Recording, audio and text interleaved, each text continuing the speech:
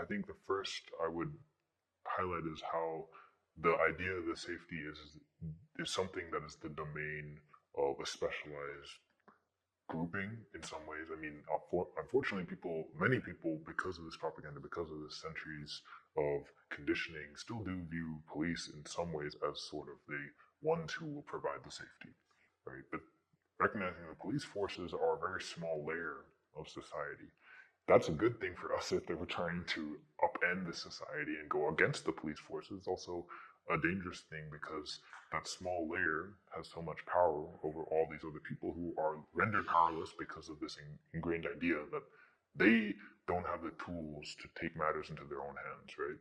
So the point of a group like Atlas, um, trying to emphasize that these are skills that can be taught to people and can be shared and can be broadened out and can be made accessible, and that the very basics of um, whether it's showing up and making sure a gathering is to some degree safe. There's no true safety, we know that, but there's some degree safe, or at least that there's some contingency in place. There's some plans, there's some preparation, there's some readiness if something goes south. If something hits the fan, then there's going to be a response, and it's not going to be waiting on 12. It's not going to be waiting on the police to get involved. It's not going to be waiting on some hostile enemy force to get involved. It's going to be we handle our own type thing.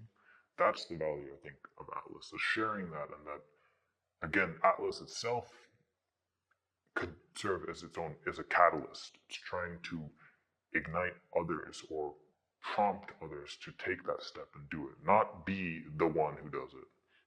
Because in the same way that other groups talk about maybe this idea of trying to monopolize a certain terrain or a certain activity, that's not useful right now because none of these groups have proven that they are up to that. So if a group like Atlas can prompt others to take that step, we teach you and you teach someone else, and that third person teaches a fourth person, etc., etc.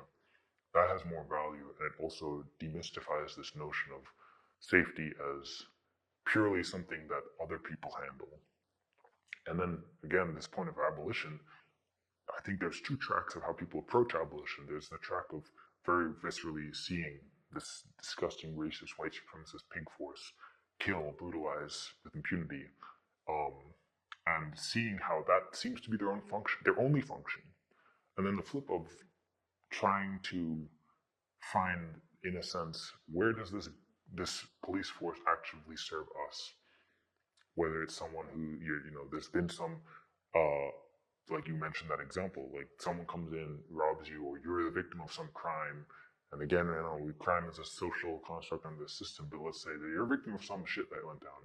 It's not good, and we don't have no one to turn to except maybe police or the state in some capacity.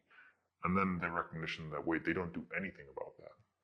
So the two approaches, in a sense, a group like Atlas, I think, serves a purpose in unifying them. It doesn't just identify that, look, the training, the use of firearms, or at least the recognition that firearms are a tool that need to be employed by people who are trying to resist racist terror.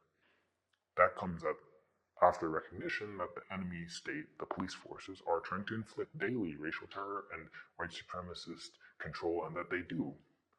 And without any sort of preparation or training against that, they're going to get away with it.